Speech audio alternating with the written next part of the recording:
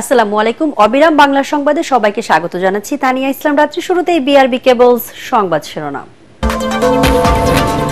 নতুন অর্থ বছরের রাজস্ব আয়ের লক্ষ্যমাত্রা সোয়া ৫ লাখ কোটি টাকা। বড় চ্যালেঞ্জের মুখে এনবিআর। ব্যবসা বান্ধব পরিবেশ ও কর কাঠামো পরিবর্তনের তাগিদ অর্থনীতিবিদদের। ক্রমাগত লোকসানে ধ্বংসের মুখে পোল্ট্রি শিল্প, সর্বস্ব হারাচ্ছেন উদ্যোক্তারা। উৎপাদন খরচ কমাতে প্রয়োজনীয় উদ্যোগের তাগিদ।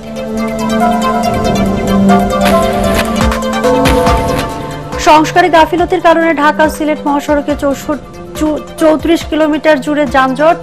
১ ঘন্টার পথ অতিক্রম করতে লাগছে অন্তত ৭ ঘন্টা। ঈদ যাত্রায় ভোগান্তির আশঙ্কা। ঢাকা সহ দেশের ১৯ জেলায় ঝড় ও বজ্রবৃষ্টির পূর্বাভাস আবহাওয়া অধিদপ্তরের। নদী বন্দরগুলোকে ২ নম্বর হুঁশিয়ারি সংকেত। বান্দরবানে পাহাড় ধসের সড়ক যোগাযোগ বন্ধ। এবং তৈরি পোশাক শিল্প মালিকদের সংগঠন বিজিএমই এর পরিচালনা পর্ষদের নির্বাচনে চলছে ভোট গ্রহণ। সম্মিলিত পরিষদ ও ফোরাম, ২ প্যানেলের মধ্যে হচ্ছে প্রতিদ্বন্দ্বিতা। শুনছিলেন বিআরবি কেবল সংবাদ শিরোনাম, এবার বিস্তারিত। শুরুতেই আমাদের বিশেষ আয়োজন বাজেট ২০২৫। অর্থনৈতিক অস্থিরতার মধ্যে এবার ভিন্ন এক প্রেক্ষাপটে সংসদ ছাড়াই পেশ হতে যাচ্ছে জাতীয় বাজেট। ২রা জুন ২০২৫-২৬ অর্থ বছরে ৭,৯০,০০০ কোটি টাকার বাজেট পেশ করবেন অন্তর্বর্তী সরকারের অর্থ উপদেষ্টা, যা পাশ হবে রাষ্ট্রপতির অধ্যাদেশ জারির মাধ্যমে। এতে রাজস্ব আয়ের লক্ষ্যমাত্রা প্রায় সোয়া ৫ লাখ কোটি টাকা, যেখানে কর আদায়ে বড় চ্যালেঞ্জ এনবিআর এর সামনে। অর্থনীতিবিদরা বলছেন, রাজস্ব আদায়ে লক্ষ্যমাত্রা নিশ্চিতে ব্যবসা বান্ধব পরিবেশ ও কর কাঠামোর পরিবর্তন করতে হবে। তরিক ইসলামের রিপোর্ট।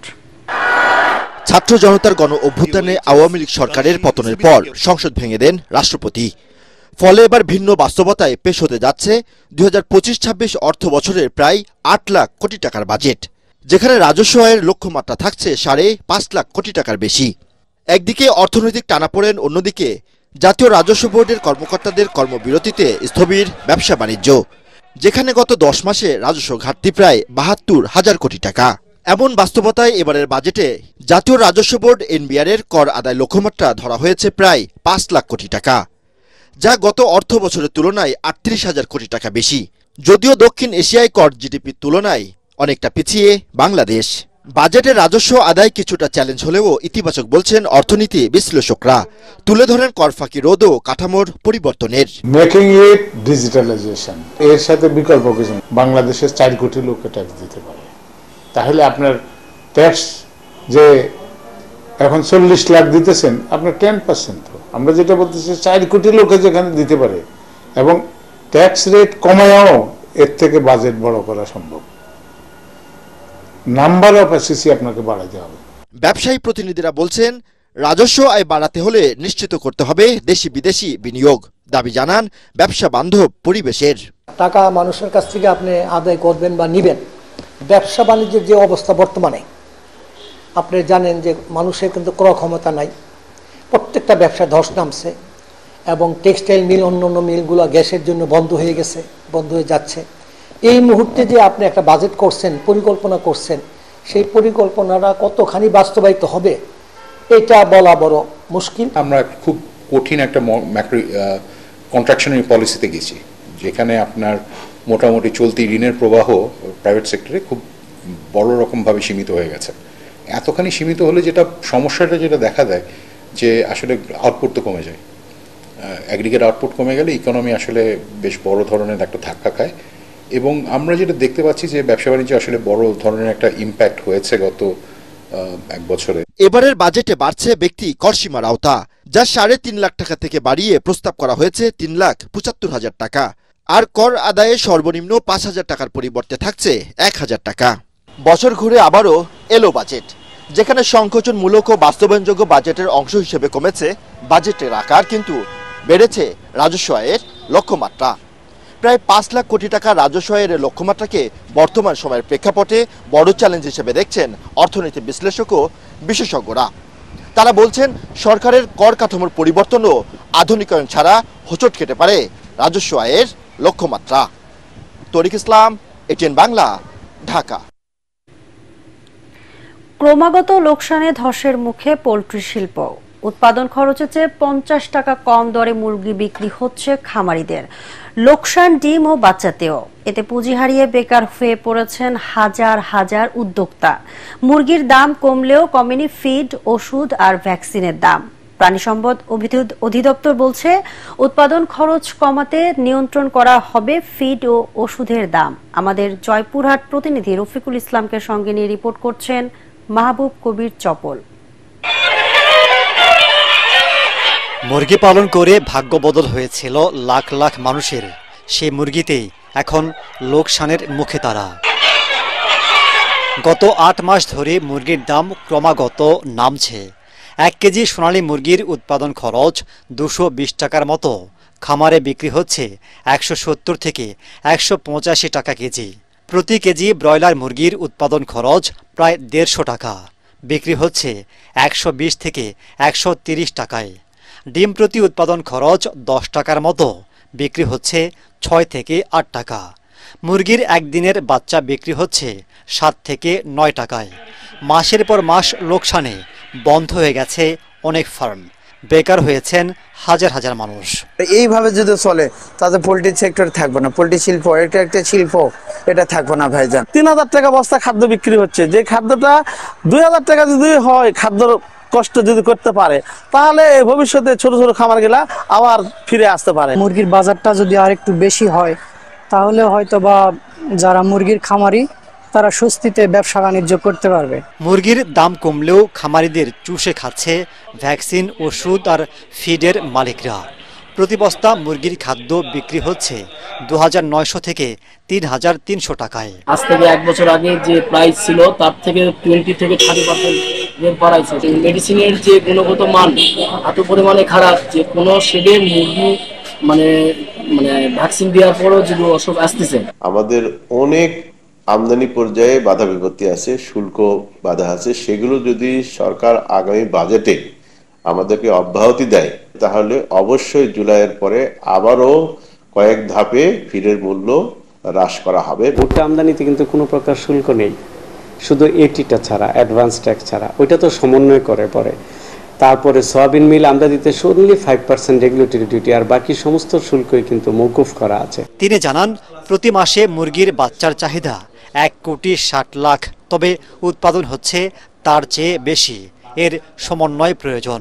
এছাড়াও ফিড, ওষুধ আর ভ্যাকসিনের দাম কমাতে কাজ চলছে বলেও জানান তিনি। বাজারে বাচ্চার চাহিদা, টোটাল চাহিদাকে ভিত্তি করে আনুপাতিক হারে হ্যাচারিগুলিকে আমরা বাচ্চা উৎপাদন এবং সরবরাহের একটা অ্যাসেসমেন্ট দিয়ে দিয়েছি। আশা করি বাচ্চার দামটাকে নিয়ন্ত্রণ সম্ভব। অ্যাট দ্য সেম টাইম খাদ্যের দাম বাজারে 2900 টাকার উপরে বস্তা, সেটাকে যে কোনো উপায় হোক 2500 থেকে 2600 টাকা যদি নিয়ে আসা যায়, তাহলেও খামারি তার একটা স্বর্ণ পর্যায়ে থাকবে।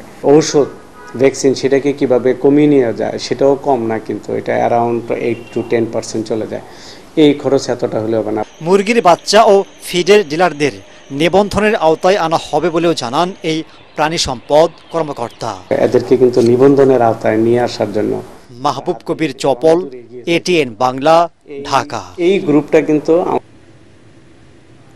জাপানে 4 দিনের সফর শেষে দেশের উদ্দেশ্যে রওনা হয়েছেন প্রধান উপদেষ্টা ডক্টর মোহাম্মদ ইউনূস। শনিবার স্থানীয় সময় সকাল 10:20 দেশের উদ্দেশ্যে জাপান ত্যাগ করেন তিনি। প্রধান উপদেষ্টার উপ প্রেস সচিব আবুল কালাম আজাদ মজুমদার এই তথ্য নিশ্চিত করেছেন। এর আগে শুক্রবার প্রধান উপদেষ্টা ডক্টর মোহাম্মদ ইউনূস টোকিওতে জাপানের প্রধানমন্ত্রী শিগেরু ইশিবার সঙ্গে দ্বিপক্ষীয় বৈঠকে মিলিত হন। বৈঠকে উভয় দেশের মধ্যে চলমান সহযোগিতার সম্পর্ক আরও এগিয়ে নেওয়া সহ বিভিন্ন বিষয়ে আলোচনা করা হয়। যারা জনগণের কথা বলবে, চাঁদাবাজি, মাদক ব্যবসা, দখলদারিত্ব ও ক্ষমতার অপব্যবহার করবে না, এমন স্বচ্ছ ইমেজের ব্যক্তিদের নির্বাচিত করার আহ্বান জানিয়েছেন জাতীয় নাগরিক পার্টি এনসিপির উত্তরাঞ্চলের মুখ্য সংগঠক সার্জিস আলম। শুক্রবার রাতে গাইবান্ধার পৌর শহীদ মিনার চত্বরে আয়োজিত এক পথসভায় তিনি এই আহ্বান জানান। এ সময় দুর্নীতিমুক্ত নতুন বাংলাদেশ গড়তে সবাইকে ঐক্যবদ্ধ হওয়ার তাগিদ দেন তিনি। সার্জিস বলেন, যদি অনিয়মের রাজনীতি চলতে থাকে তাহলে জুলাই আন্দোলনের শহীদ ও আহতদের রক্তের সাথে বেইমানি করা হবে। এ সময় আরও উপস্থিত ছিলেন এনসিপির কেন্দ্রীয় কমিটির যুগ্ম মুখ্য সংগঠক আলী নাসের খান, ডাক্তার মাহমুদা মিতু, আসাদুল্লাহ গালিব, সাদিয়া ফারজানা দিনা, নাজমুল হাসান সোহাগ সহ অন্যান্যরা। আমরা এই বাংলাদেশে অনেক বড় বড় কথা বলি যে পরিবারতান্ত্রিক রাজনীতি নিপাত যাক, এসব কথা বলে লাভ নেই তখন পর্যন্ত যখন পর্যন্ত আপনি পরিবারতান্ত্রিক ভাবে একটা মার্কায় 54 বছর ধরে ভোট দিয়ে এসেছেন। আপনার দাদা ভোট দিয়েছে, বাবা দিয়েছে, আপনি দিচ্ছেন, আপনার সন্তান দিচ্ছে। লোক ভালো হোক আর না হোক, মার্কা আর দল দেখে অন্ধ দাসের মতো এমন করে যদি ভোট দেওয়ার রীতি থাকে, বাংলাদেশে ভালো মানুষরা কখন উঠে আসবে না। ঢাকা সিলেট মহাসড়কের ব্রাহ্মণবাড়িয়ার 34 কিলোমিটার এলাকা জুড়ে দীর্ঘ যানজট দেখা দিচ্ছে প্রতিদিন। মহাসড়কের বিভিন্ন অংশে খানাখন্দ ও সড়কের সংস্কার কাজ ধীর গতিতে চলায় এই অংশে 1 ঘন্টার পথ অতিক্রম করতে সময় লাগছে 7 থেকে 8 ঘন্টা। এবারের ঈদযাত্রায় মহাসড়কের এই অংশে যানজট ভয়াবহ আকার ধারণ করবে বলে আশঙ্কা যাত্রী ও পরিবহন চালকদের। ব্রাহ্মণবাড়িয়া প্রতিনিধি ইসাক সুমনের পাঠানো তথ্যচিত্রে আরো জানাচ্ছেন আশিকুর রহমান। আশুগঞ্জ নৌবন্দর থেকে সরাইল বিশ্ব রোড মোড় হয়ে আখাউড়া স্থলবন্দর পর্যন্ত প্রায় 51 কিলোমিটার 4 লেন মহাসড়ক। এই মহাসড়কের উন্নীতিকরণ কাজ 2017 সাল থেকে ধীরগতিতেই চলছে। এর দায়িত্বে ছিল ভারতীয় ঠিকাদারি প্রতিষ্ঠান এফকনস ইনফ্রাস্ট্রাকচার লিমিটেড। তবে গত 5 অগাস্টের পর ঠিকাদার চলে যাওয়ায় দীর্ঘদিন বন্ধ ছিল কাজ। এ কারণেই এ অংশে দেখা দিয়েছে অনেক খানাখন্দের। যানবাহনগুলো ধীরগতিতে চলায় প্রতিদিন সেখানে যানজট লেগেই থাকে। ঈদের আগে মহাসড়ক মেরামত করা শেষ না হলে তীব্র ভোগান্তির আশঙ্কা পরিবহন সংশ্লিষ্টদের। বিশ্ব রোডের মোড়ে এখনো পৌঁছতে পারি নাই, 9.5 ঘন্টা হয়েছে। এত জাম রাস্তার মধ্যে যে আমরা চলাফেরা করার মতো কোনো ইয়ে নাই, গাড়ির প্যাসেঞ্জার গুলি লাইন না চলে গেছে। চান্দুরাত থেকে এতক্ষণে আমি এখনো কিছু খাই নাই, এর ভিতরে জামজটে বুঝেন কি অবস্থা হয়েছে আমার। বছর থেকে 8টা গাড়িতে নেমে 8টা আসছে। বিশ্ব রোড আর আশিগঞ্জ যদি এই রাস্তা ঠিক না করে তাহলে ঈদের যাত্রীও সঠিকভাবে যাইতে পারবে না, আমরা গাড়ি চালাইতে পারবো না। সড়কটির খানাখন্দের অংশে সংস্কারের কাজ শুরু হয়েছে বলে জানিয়েছেন আশুগঞ্জ আখাউড়া 4 লেন প্রকল্পের ব্যবস্থাপক। যতটুকু পারা যায় স্মুথ রাখা যায় এবং খানাখন্দ যতটুকু পারা যায় সেগুলো রিপেয়ার করে যানবাহন চলাচলটা যাতে অ্যাটলিস্ট স্মুথ করে রাখা যায়, এই প্রচেষ্টা আমরা চালিয়ে যাচ্ছি। এদিকে কাজ দ্রুত শেষ করতে ঠিকাদারি প্রতিষ্ঠানকে বারবার তাগাদা দেয়া হচ্ছে বলে জানালেন ব্রাহ্মণবাড়িয়ার জেলা প্রশাসক। বাংলাদেশের প্রজেক্টের প্রকল্পের সভাপতি এবং প্রকল্প পরিচালক এবং প্রকল্প পরিচালক যারা আছে, আমরা তাদের সাথে বসেছিলাম। আশা করি খুব দ্রুত, হয়তো বর্ষার আগে পুরোপুরি কমপ্লিট না হলে একটা মানুষের চলাচলের জন্য একটা ব্যবস্থা, আশা করি ভালোভাবে চলাচলের জন্য ব্যবস্থাটা করে দেওয়া যাবে। প্রতিদিন এই সড়ক দিয়ে 8 থেকে 10 হাজার যানবাহন চলাচল করে। ঈদে এই সংখ্যা বেড়ে যায় কয়েক গুণ। Bureau report, ATN Bangla. Eidul আজহার বাকি আর মাত্র কয়েকদিন, তাই কোরবানির জন্য প্রস্তুতকৃত পশুর যত্নে ব্যস্ত খুলনা বিভাগের খামারিরা। তবে গোখাদ্যের দাম বেড়ে যাওয়ায় পশুপালনে খরচ বেড়েছে, তাই এবার দাম বাড়তে পারে কিছুটা। এদিকে প্রাণী সম্পদ অধিদপ্তর বলছে এবার কোরবানির চাহিদা মিটিয়ে এই বিভাগে 3,88,000 পশু খামারে উদ্ধৃত থাকতে পারে। ক্রেতাদের নিরাপত্তা নিশ্চিতে খুলনা বিভাগের 170টি স্থায়ী ও অস্থায়ী হাটে থাকবে কঠোর নজরদারি। খুলনা থেকে এসএম হাবিবের রিপোর্ট, জানাচ্ছেন জাহিদুল আলম। খুলনা বিভাগের 1,30,000 ছোট বড় খামারে গেলেই চোখে পড়বে কোরবানির জন্য প্রস্তুতকৃত পশুর নেওয়া হচ্ছে বিশেষ যত্ন। আর এসব খামারে ওজন দেখে গরু কেনার সুবিধা থাকায় ক্রেতাদের ভিড় বাড়ছে দিন দিন। খামারিরা বলছেন এবছর গরু লালন পালনে খরচ অন্য বছরের তুলনায় বেশি হয়েছে, তাই গতবারের চেয়ে এবার দাম বেশি না পেলে লোকসান গুনতে হবে তাদের। গরুর খাবারের অনেক দাম, তারপরে মনে করেন 3 মাস পর পর এই গরু ভ্যাকসিন করাইতে হয়, কৃমির পরীক্ষা খাওয়াইতে হয়, তারপরে লিভার স্টোর দিতে হয়, চিটে গরু খাওয়াইতে হয়, গরুর পিছু অনেক খরচ। দেখার জন্য একটা লোকের আগে তারও একটা বেতন আছে, নিজে পরিশ্রম করতে মাঝে মাঝে এতে করে ঠিক মতো রান্নার যে মূল্য হয়নি। যারা খামারি আছে তাদের মনের ভিতরে বড় গরু নিয়ে বেশ সংশয় রয়েছে, যেটা আমরা ঠিক মতো দাম পাবো কিনা। বিভাগীয় প্রাণী সম্পদ দপ্তরের হিসাব মতে এবার খামারে উৎপাদন হয়েছে প্রায় 14,35,000 পশু, যা চাহিদার চেয়ে অনেক বেশি। খামারিদের উৎপাদন খরচ বাড়ছে কিছুটা, এটা স্বাভাবিক, কারণ দানাদার খাদ্যের দাম কিছু বেশি। আবার পাশাপাশি খামারিরা কিন্তু এখন প্রচুর কাঁচা ঘাসের চাষ করছে, খাওয়াচ্ছে। সরবরাহ পর্যাপ্ত থাকে তাহলে দাম আমি মনে করছি গতবার যেমন ছিল সেরকমই থাকবে বা অল্প কিছু বেশি হতে পারে। এদিকে খুলনা বিভাগের জেলাগুলো থেকে কোরবানির পশুর চামড়া পাচার রোধে সীমান্তমুখী সকল সড়কে নজরদারি বাড়ানো হয়েছে বলে জানিয়েছে আইনশৃঙ্খলা রক্ষাকারী বাহিনী। আধুনিক পদ্ধতিতে গবাদি পশু উৎপাদন ও সঠিকভাবে চামড়া সংরক্ষণ করে রপ্তানি করা হলে এই সেক্টরটি বৈদেশিক মুদ্রা অর্জনে আরও বড় ভূমিকা রাখবে বলে মনে করেন সংশ্লিষ্টরা। Bureau report, ATN Bangla.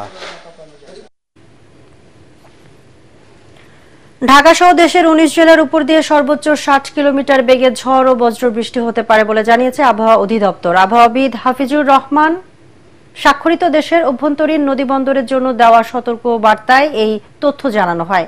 এতে বলা হয়, রংপুর, দিনাজপুর, রাজশাহী, পাবনা, বগুড়া, টাঙ্গাইল, ময়মনসিংহ, ফরিদপুর, ঢাকা, যশোর, কুষ্টিয়া, খুলনা, বরিশাল, পটুয়াখালী, কুমিল্লা, নোয়াখালী, চট্টগ্রাম, কক্সবাজার এবং সিলেট অঞ্চলসমূহের উপর দিয়ে দক্ষিণ দক্ষিণ পূর্ব দিক থেকে ঘন্টায় 45 থেকে 60 কিলোমিটার বেগে অস্থায়ীভাবে ঝোড়ো হাওয়া সহ বজ্রবৃষ্টি হতে পারে। এসব এলাকার নদী বন্দরগুলোকে 2 নম্বর নৌ হুঁশিয়ারি সংকেত দেখাতে বলা হয়েছে। প্রবল বর্ষণ ও পাহাড়ি ঢলে বান্দরবানের সাঙ্গু মাতামুহুরী নদীর পানি ক্রমাগত বৃদ্ধি পাচ্ছে। নদীর উজানে ভারী বৃষ্টিপাত হওয়ায় মাতামুহুরী নদীর পানি বিপদ সীমার উপর দিয়ে প্রবাহিত হচ্ছে। তবে গত 24 ঘন্টায় বৃষ্টিপাতের পরিমাণ কিছুটা কমে আসায় শহরের নিম্নাঞ্চল থেকে পানি নেমে গেছে। সড়কের উপর পাহাড় ধসে পড়ায় বান্দরবানের সাথে রুমা ও আলীকদম উপজেলার সড়ক যোগাযোগ বন্ধ রয়েছে। যান চলাচল স্বাভাবিক করতে সেনাবাহিনীর প্রকৌশল বিভাগ ও সড়ক জনপথ বিভাগ বিভিন্ন সড়কে কাজ করে যাচ্ছে। আবহাওয়া অফিস জানিয়েছে, গত 24 ঘন্টায় বান্দরবানে 230 মিলিমিটার বৃষ্টিপাত রেকর্ড করা হয়েছে। এদিকে পাহাড় ধসের আশঙ্কায় পাহাড়ের পাদদেশে ঝুঁকিপূর্ণভাবে বসবাসকারীদের সতর্ক করতে শহরে প্রশাসন ও পৌরসভার পক্ষ থেকে মাইকিং করা হচ্ছে। প্রশাসনের পক্ষ থেকে বান্দরবানের 7 উপজেলায় 220টি আশ্রয় কেন্দ্র খোলা হয়েছে।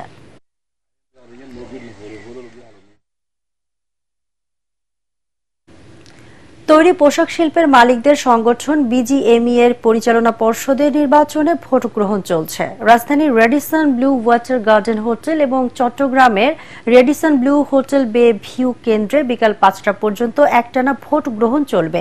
নির্বাচনে প্রতিদ্বন্দ্বিতা হচ্ছে সম্মিলিত পরিষদ ও ফোরাম এই 2 প্যানেলের মধ্যে। 2 প্যানেলই ঢাকা ও চট্টগ্রাম সব পদে প্রার্থী দিয়েছে।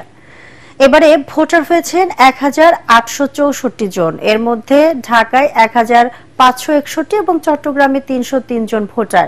এবার শুধু সচল কারখানার উদ্যোক্তারা ভোটার হওয়ার সুযোগ পেয়েছেন। নির্বাচনে ফোরামের প্যানেল লিডার বা দলনেতা হিসেবে আছেন রাইজিং ফ্যাশনসের ব্যবস্থাপনা পরিচালক মাহমুদ হাসান খান। অন্যদিকে সম্মিলিত পরিষদের দলনেতা হলেন চৈতি গ্রুপের এমডি মোহাম্মদ আবুল কালাম। জামালপুরের ইসলামপুরে যৌথ বাহিনী অভিযান চালিয়ে ভিজিডির 603 বস্তা চাল জব্দ করেছে। শুক্রবার রাতে ইসলামপুরের কাচিহারা গ্রামের আজগর আলীর বসত বাড়িতে অভিযান চালায় যৌথ বাহিনী। এ সময় ওই বাড়ি থেকে অবৈধভাবে মজুত করা ভিজিডির এসব চাল জব্দ করা হয়। জব্দ করা খাদ্য অধিদপ্তরের প্রতিটি বস্তায় 30 কেজি করে চাল রয়েছে। আজগর আলীর ছেলে আনোয়ার হোসেন চাল ব্যবসায়ী। সেনাবাহিনীর ক্যাপ্টেন আহসান জানান, গোপন সংবাদের ভিত্তিতে অভিযান পরিচালনা করে সরকারি এসব চাল জব্দ করা হয়। যৌথ বাহিনীর উপস্থিতি টের পেয়ে চাল কালোবাজারিরা পালিয়ে যায়। এ সময় উপস্থিত ছিলেন ইসলামপুরের সহকারী কমিশনার ভূমি মোহাম্মদ রেজওয়ান ইফতেখার ও ইসলামপুর থানার ওসি সাইফুল্লাহ সাইফ। রাসায়নিক সারের ক্ষতিকর প্রভাব থেকে কৃষি জমি রক্ষায় ঝিনাইদহের শৈলকুপায় গড়ে উঠেছে জৈব সার কারখানা। স্থানীয় চাহিদা মিটিয়ে আশপাশের জেলাগুলোতেও যাচ্ছে এই সার, পাশাপাশি কর্মসংস্থানের সুযোগ হয়েছে স্থানীয়দের। এদিকে জৈব সার তৈরিতে সব ধরনের সহযোগিতা দিচ্ছে কৃষি বিভাগ। ঝিনাইদহ প্রতিনিধি নিজাম জোয়ারদার বাবলুর তথ্যচিত্রে বিস্তারিত জানাচ্ছেন ফারহিন ইসলাম টুম্পা। 5 বছর আগে বেকারত্ব ঘোচাতে জৈব সার তৈরি শুরু করেন রঘুনাথপুরের তরুণ কৃষি উদ্যোক্তা মনিরুজ্জামান সজীব। স্থানীয় কৃষি বিভাগের পরামর্শ নিয়ে তৈরি করছেন প্রাকৃতিক সার। আমি 2020 সাল থেকে এই জৈব সার উৎপাদন করতেছি। 4 বছর ফিল্ড ট্রায়াল দেওয়ার পরে আমি 2024 সালে ফাইনালি সারের পজিটিভ রিপোর্ট পাই কৃষি সম্প্রসারণ অধিদপ্তর এবং মৃত্তিকা সম্পদ অধিদপ্তরের টেস্ট রিপোর্ট থেকে। এরপরে আমি বিক্রির জন্য এই সারগুলো সারা বাংলাদেশব্যাপী বিক্রি করতে পারতেছি। ট্রাইকোডার্মা পাউডার, গোবর, আখের গাদ, খৈল, কলাগাছ, কচুরিপানা সহ নানা উপকরণ মিশিয়ে 45 থেকে 55 দিনের মধ্যে তৈরি হয় উৎকৃষ্ট মানের ট্রাইকো কম্পোস্ট। অন্যদিকে গোবর, কলাগাছ ও কচুরিপানা পচিয়ে কেঁচোর শেডে তৈরি হচ্ছে ভার্মি কম্পোস্ট বা কেঁচো সার। নারী পুরুষ সহ 15 জন শ্রমিক কাজ করছেন এই কারখানায়। এখানে প্রায় 15 জন লোক কাজ করি, এতে 15টা সংসার পরিচালিত হয়। গরিব মানুষ এই কাজ কাম করি আমরা বর্তমান সংসারটা আমাদের চলে। এই কারখানায় 2 ধরনের সার আছে, একটা ট্রাইকো কম্পোস্ট, একটা ভার্মি কম্পোস্ট। অনেকেই নেওয়ার জন্য আসে মাঠে দেওয়ার জন্য, আর অনেকে আসে কারখানা দেখে মনে করে কারখানা করার জন্য।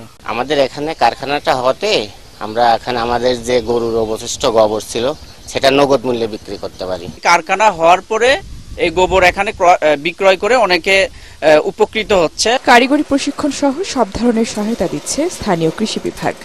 ভার্মি কম্পোস্ট ও ট্রাইকো কম্পোস্ট নিয়ে আমরা কাজ করছি। নতুন নতুন যারা শিক্ষিত যুবক তাদেরকে এ বিষয়ে আমরা প্রশিক্ষণ দিচ্ছি, বিভিন্ন প্রদর্শনী দিচ্ছি, এছাড়াও বাজারজাতকরণে সহযোগিতা করছি। প্রতি মাসে গড়ে 6 থেকে 70 টন জৈব সার উৎপাদিত হয় এখানে, যার প্রতি কেজি বিক্রি হচ্ছে 10 থেকে 12 টাকা দরে। Bureau report, ATN Bangla. এবারে খেলার খবর।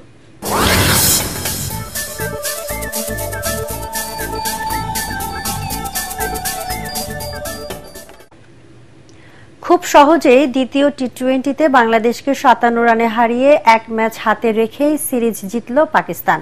লাহোরে 202 রানের টার্গেটে নেমে ঝড়ো সূচনা করেছিল বাংলাদেশ। দলীয় 44 রানে প্রথম উইকেট হারালেও জয়ের পাল্লাটা টাইগারদের দিকেই ঝুঁকেছিল, কিন্তু পরের ব্যাটারদের ছন্নছাড়া ব্যাটিংয়ে 10 ওভার শেষে বাংলাদেশের স্কোর দাঁড়ায় 7 উইকেটে 77। তবে তানজিম হাসান সাকিবের 50-তে 144 রানে অল আউট হয় বাংলাদেশ। তাতে 2021 সালে ডিসেম্বরের পর এই প্রথম ঘরের মাঠে টি-20 সিরিজ জিতল পাকিস্তান।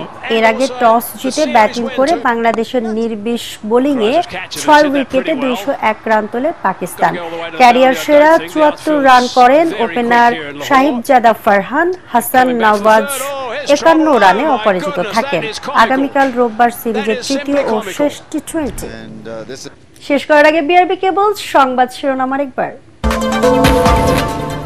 নতুন অর্থ বছরে রাজস্ব আয়ের লক্ষ্যমাত্রা 5 লাখ কোটি টাকা। বড় চ্যালেঞ্জের মুখে এনবিআর। ব্যবসা বান্ধব পরিবেশ ও কর কাঠামো পরিবর্তনের তাগিদ অর্থনীতিবিদদের।